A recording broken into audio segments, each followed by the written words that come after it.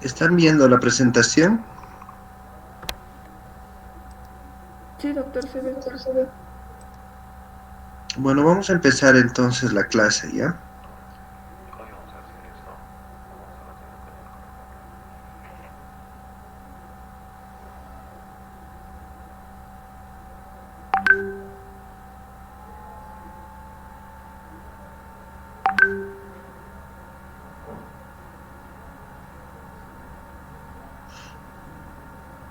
Bueno, la clase de hoy día es cesárea.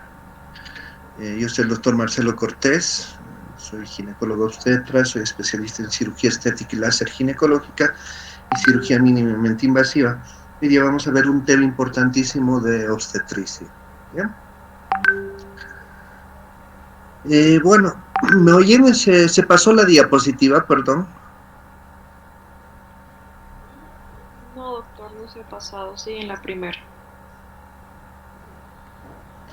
Y ya, a ver, veremos.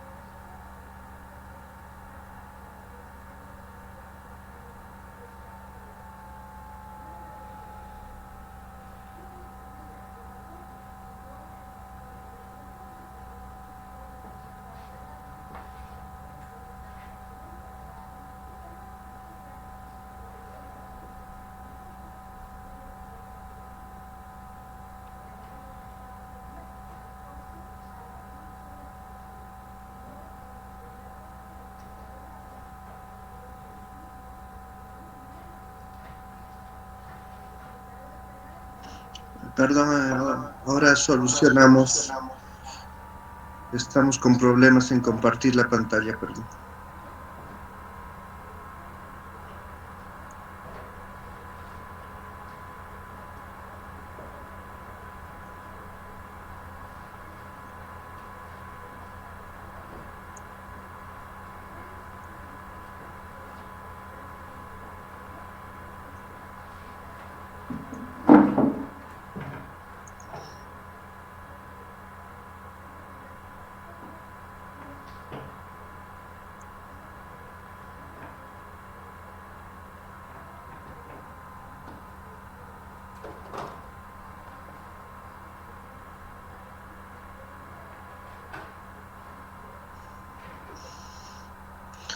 Perdón, ¿están viendo como presentación?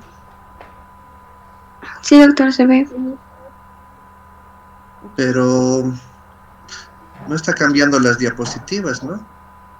No, doctor.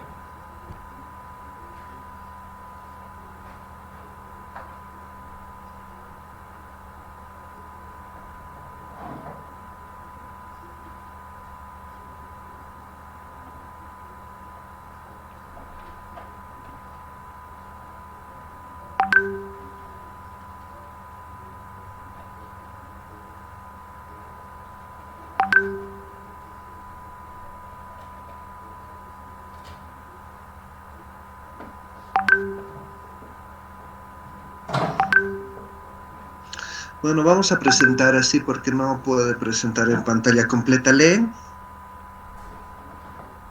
Sí, Sí, doctor. se lee. Bueno, entonces decíamos que hoy día vamos a ver este tema que es muy importante en obstetricia, ¿no?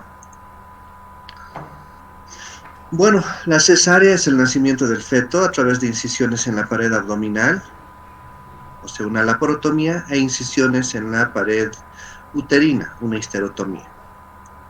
Vamos a hablar un poquito de la historia de las cesáreas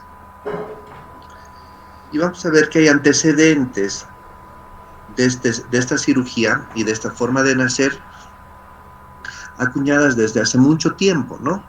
El término cesárea puede haberse debido a que Julio César, uno de los emperadores romanos, fundador de Roma, pudo haber nacido por esta o de esta forma, ¿no? Y el 715 a.C., Numa Pompilio en Roma dictaba la Lex Regia o la Lex Cesárea, que era un documento que hablaba de esta forma de nacimiento. La cesárea, ese término viene del verbo latino sedare, que significa cortar. En 1620, ya en la era más próxima a nosotros, Jeremías Truman realiza la primera cesárea. Miren el antecedente de qué año.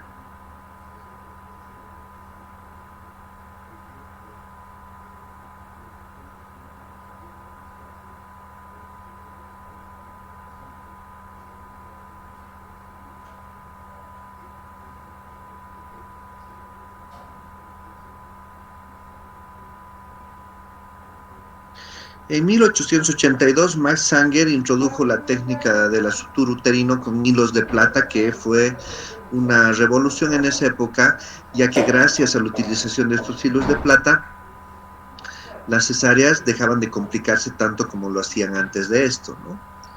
En 1820, Ruiz Moreno, en Venezuela, realiza la primera cesárea en Latinoamérica. En 1912, Cronin realiza la incisión segmentaria longitudinal. Y en 1933, Kerr realiza la histerectomía transversa baja, que es la que actualmente se realiza en la mayoría de las cesáreas. Bueno, hay que decir que cada 4 nacimientos actualmente, y de repente, dependiendo del área, dependiendo de los lugares, del hospital, etcétera, etcétera, más o menos cada 4 nacimientos actuales, uno de ellos nace por cesárea. Entonces hay una incidencia entre el 10 y 25%. Y la verdad que esta incidencia varía muchísimo según el lugar donde se realice el estudio.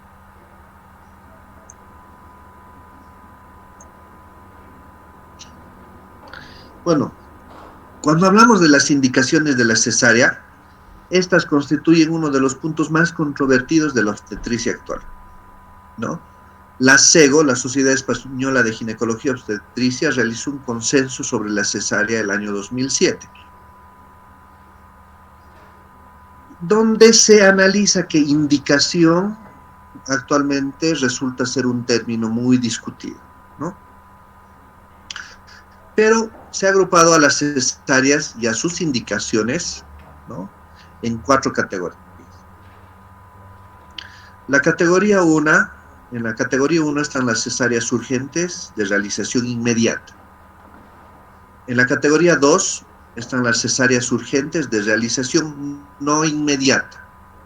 En la categoría 3 están las cesáreas no urgentes, programadas, pero que están en trabajo de parto antes de la fecha prevista para su realización. En la categoría 4 están las cesáreas programadas. ¿Y qué diagnósticos encontramos por categoría? En la categoría 1, por ejemplo, que son las cesáreas urgentes de realización inmediata, está, por ejemplo, un grave estado materno que compromete la vida materna, ¿no?, y que se debe realizar la cesárea para salvar la vida de la madre inmediatamente. La ruptura uterina, las hemorragias intensas, el desprendimiento prematuro de placenta normoinserta, el prolapso del cordón, el sufrimiento fetal severo, o lo que actualmente sabemos, la pérdida del bienestar fetal irreversible, ¿no?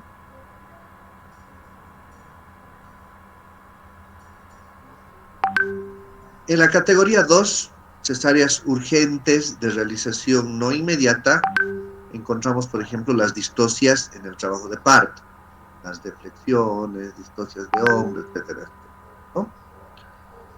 La inductoconducción fallida, las situaciones transversas, la presentación pélvica, dependiendo si no tiene las condiciones para un parto por vía vaginal, y eso lo van a ver en el tema de parto pélvico, la prematuridad extrema, las deflexiones de segundo y tercer grado, el sufrimiento fetal agudo leve.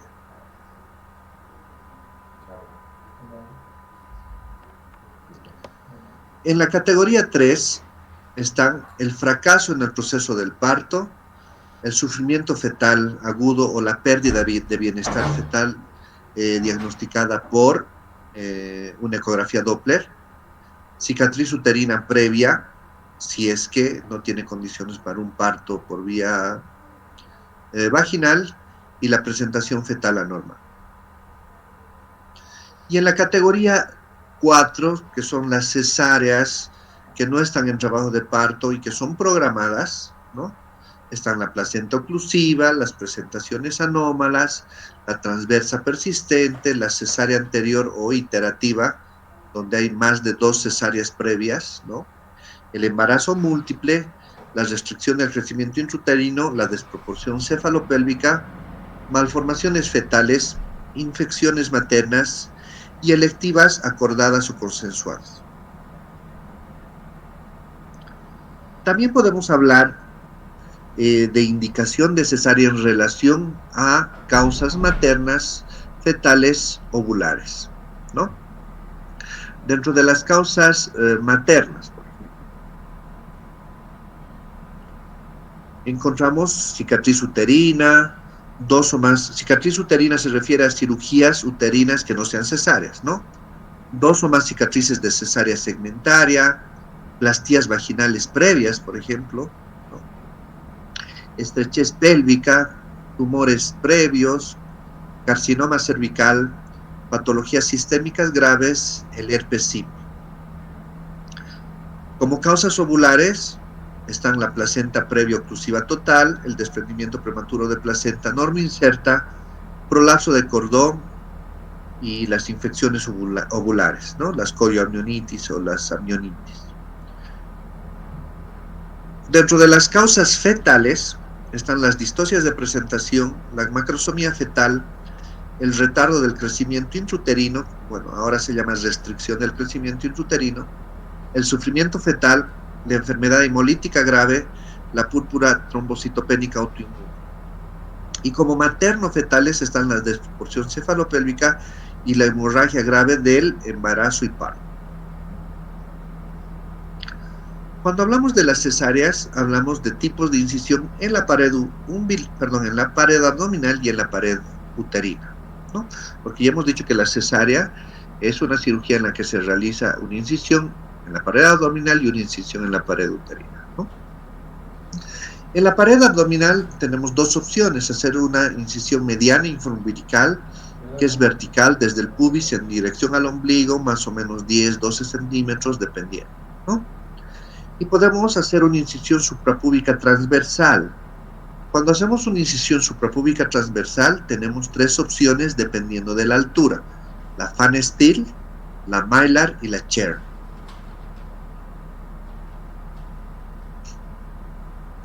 Cuando hablamos de las incisiones uterinas, hablamos de cesáreas que pueden ser con incisión corporal o pueden ser incisión segmentaria. Hay que entender, y ustedes han visto en el tema de anatomía de los órganos genitales femeninos, que el segmento solamente está presente durante el embarazo, ¿no? Al final del embarazo. Es esa porción que divide normalmente el cuerpo del cuello uterino y que durante el embarazo se elonga formando un espacio real, porque normalmente es virtual, llamado segmento uterino, ¿no? Entonces, las incisiones uterinas pueden ser corporales. Dentro de estas tenemos la incisión clásica o vertical, o la incisión transversa corporal, ¿no? Y tenemos incisiones segmentarias que pueden ser transversa, baja o de Kerr, que ya decíamos es la más habitual actualmente, o la transversa alta o de Schelhe. La incisión en el útero también puede ser en T invertida, que es una extensión de la incisión segmentaria inicial hacia el cuerpo uterino. Y esto sucede principalmente cuando hay distocias de presentación, dificultades en la extracción fetal. Entonces se amplía la incisión hacia la parte corporal y se realiza una incisión invertida, ¿no? Y podemos hacer incisiones actualmente con bisturí láser y otro tipo de tecnología. Entonces, para recordar, las incisiones abdominales pueden ser verticales o transversales. Las transversales, dependiendo de la altura, ya hemos dicho que pueden ser las incisiones de Van Steel, Maitland o Cher. Y las incisiones uterinas pueden ser verticales o transversales o segmentarias, también llamadas así, ¿no? Y en algunos casos una combinación de las dos, cuando se amplía principalmente la incisión transversal hacia vertical y tenemos una incisión en T invertida.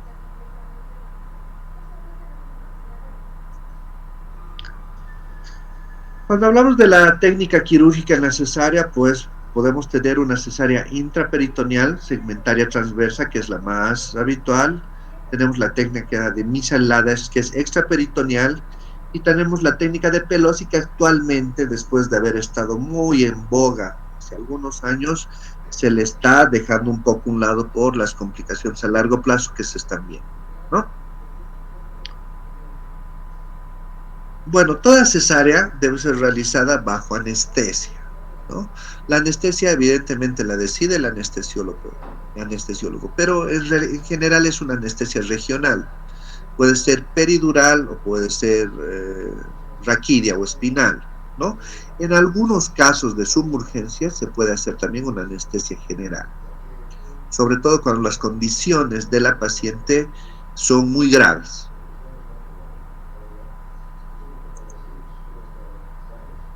Después de hacer la asepsia, antisepsia de la región abdominogenital, se colocan los campos estériles y se va a realizar la incisión sobre el abdomen. Y hemos dicho, la incisión sobre el abdomen puede ser vertical o transversal. ¿De qué depende esto? Depende de muchas situaciones, ¿no? De la urgencia, de la probabilidad de sangrado, de las indicaciones de la cesárea, de la comodidad y experiencia del cirujano, etcétera, etcétera. Después de incidir la piel, nos encontramos con el plano del tejido celular, donde se debe realizar muy buena hemostasia, sobre todo si es una incisión transversa.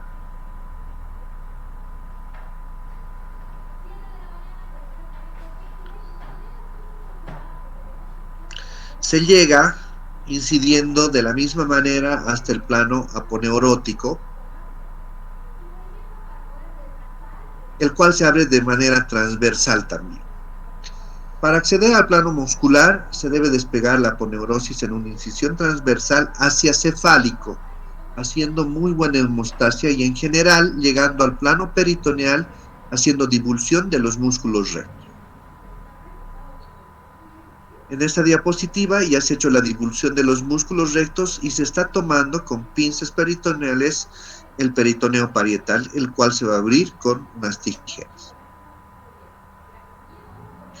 Una vez que abrimos el plano peritoneal, ya tenemos expuesto o expuesta la cavidad abdominal y los órganos pélvicos. Entonces, se pone un separador suprapúbico para una visión adecuada del segmento uterino.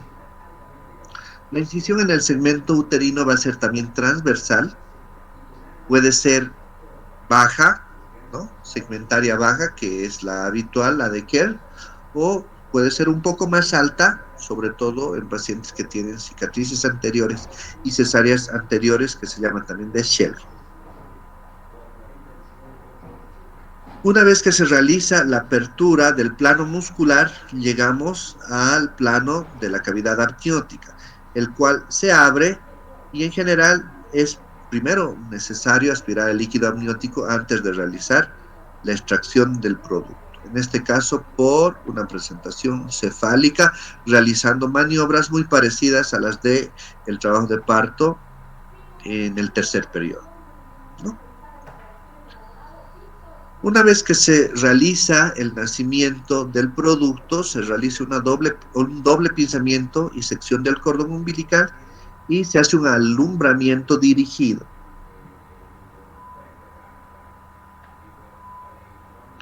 Después del alumbramiento y antes de realizar la sutura uterina, se debe realizar una limpieza exhaustiva de la cavidad uterina para evitar dejar membranas o residuos de la placenta que a la larga van a producir hemorragia, infección, hipotonía uterina, ¿no? Entonces es un pecado dejar restos de la placenta, restos del embarazo en la cavidad uterina no es necesaria porque tenemos la facilidad de ver de forma directa y palpar de forma directa la cavidad abdominal, perdón, la cavidad uterina para su limpieza. Una vez que se realiza esto, se empieza la sutura del plano muscular. Bueno, aquí va a depender de muchas situaciones en cuántos planos se cierra el útero, dependiendo de la técnica, pero en general lo más, ¿qué les digo? Lo más realizado actualmente es la sutura del plano muscular en dos planos. El primer plano se realiza puntos continuos anclados y son hemostáticos, ¿no? En general se utiliza una sutura reabsorbible que puede ser bicril, gruesa de un 0 o caducromado un 0. Y el segundo plano es un plano invaginante peritonizante.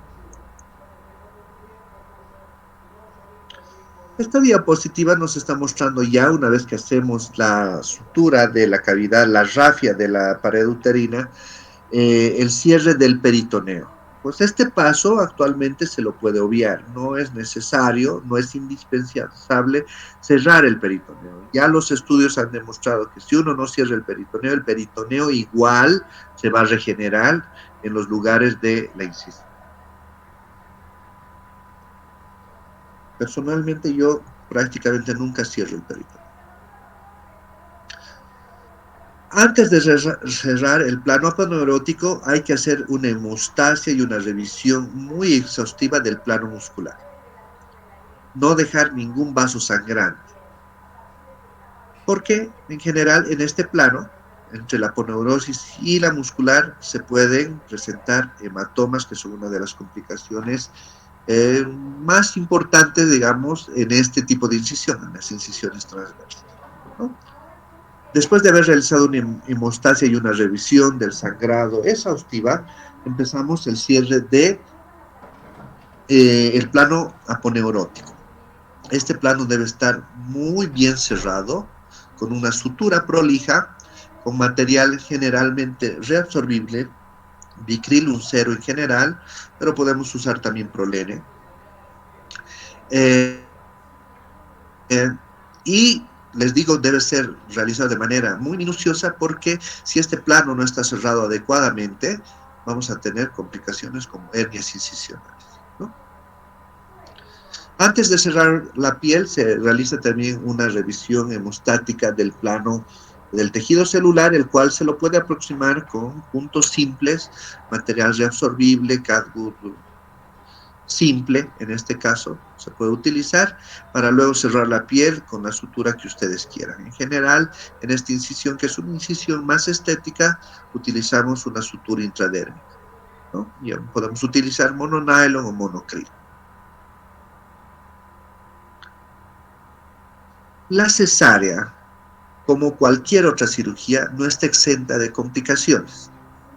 Si bien es una de las opciones importantes que tenemos los obstetras para salvar la vida del feto y en muchos casos de la madre, no está exenta de complicaciones y por tanto se la debe realizar con indicaciones precisas, ¿no? ¿Qué complicaciones pueden haber? Pueden haber complicaciones intraoperatorias y pueden haber complicaciones extraoperatorias. Dentro de las complicaciones intraoperatorias, las más frecuentes son la lesión del aparato urinario, principalmente vejiga. que si no se reconoce bien esa lesión y se la sutura de manera adecuada, pues podemos a corto plazo tener fístulas vésico-vaginales, vesicuterinas, etcétera, etcétera, que son muy complejas de resolver. Puede haber lesión del uréter,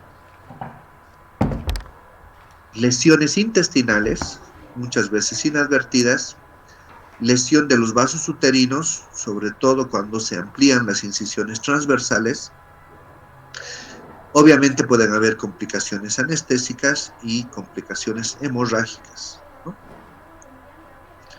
Dentro de las complicaciones posoperatorias, las más frecuentes son las complicaciones infecciosas, principalmente la endometritis, que tiene incidencia de hasta 30-40% en alguna literatura, ¿no? Las infecciones pelvianas a partir de un foco, que generalmente es la endometritis. Las infecciones urinarias, infecciones de la pared abdominal, abscesos de pared, la tromboflebitis y embolia, las dehiscencias de la cicatriz abdominal, de la cicatriz uterina, el hilio pueden ser complicaciones postoperatorias.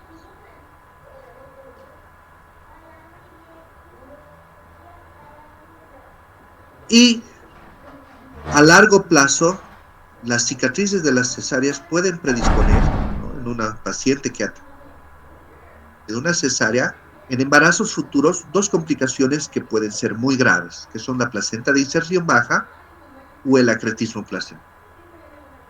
Por tanto, vuelvo a repetir, entonces, si bien es una de las opciones importantes que tenemos, los obstetras se la deben realizar con indicaciones precisas porque no está exenta de complicaciones, algunas de ellas muy graves. Las complicaciones fetales pueden ser varias, ¿no? Desde el síndrome de estrés respiratorio del recién nacido, depresión, trauma obstétrico, si bien es menos frecuente que el parto, pero también puede haber trauma obstétrico en la extracción del feto durante la cesárea.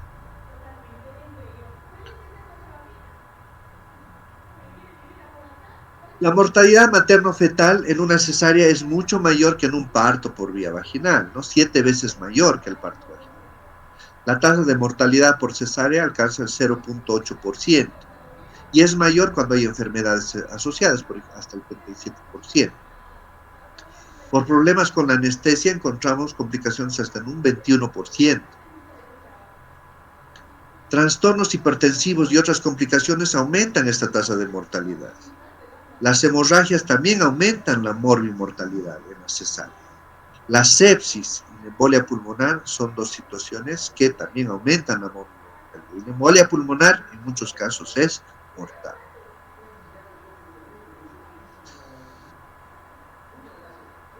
Para minimizar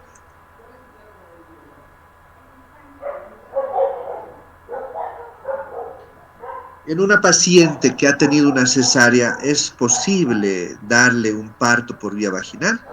Sí, pero para minimizar los riesgos de ruptura uterina hay que seleccionar bien a las pacientes.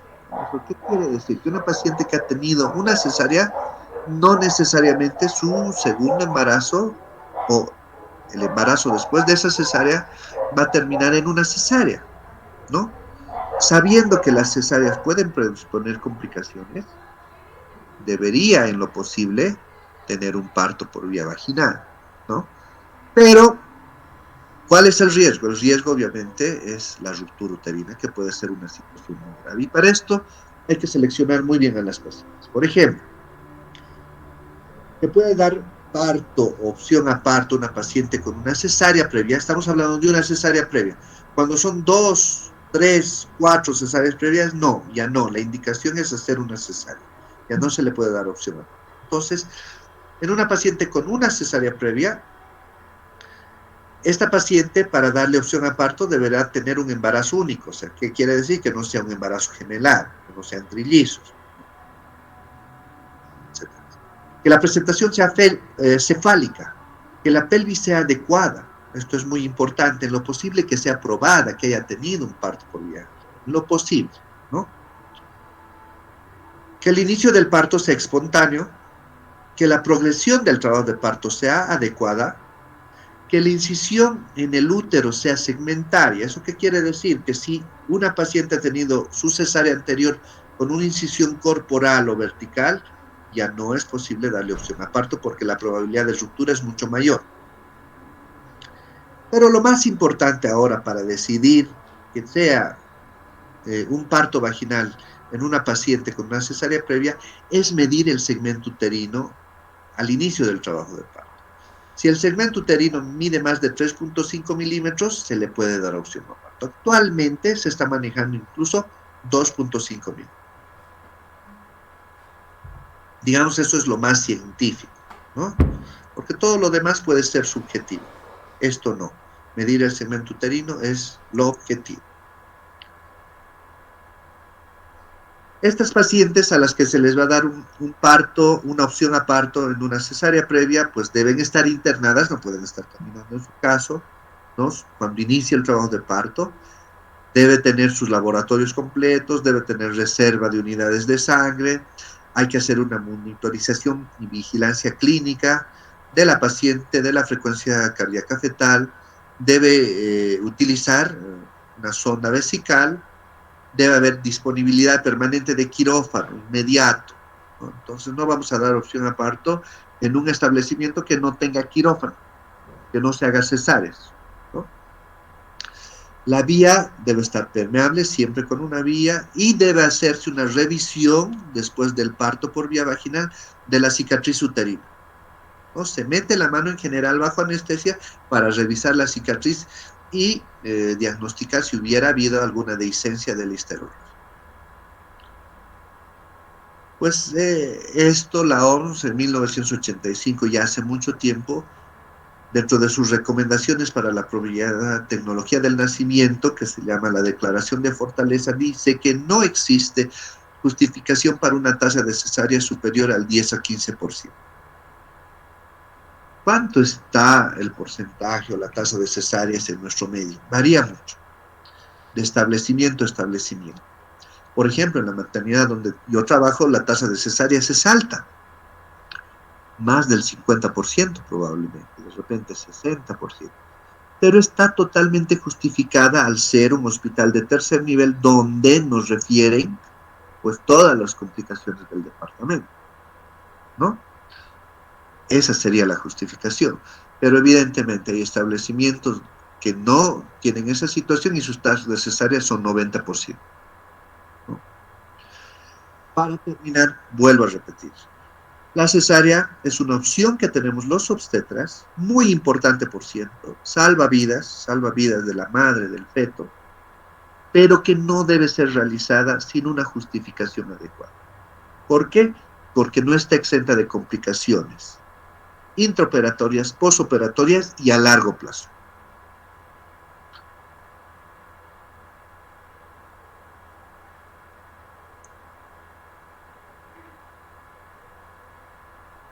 No sé si tienen alguna pregunta.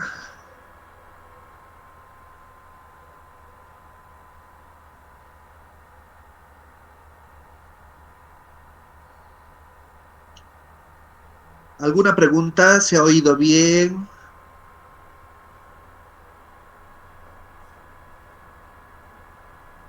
¿Me están oyendo? Perdón. Sí, doctor, no hay pregunta. Bueno, espero que no haya preguntas porque hayan entendido bien.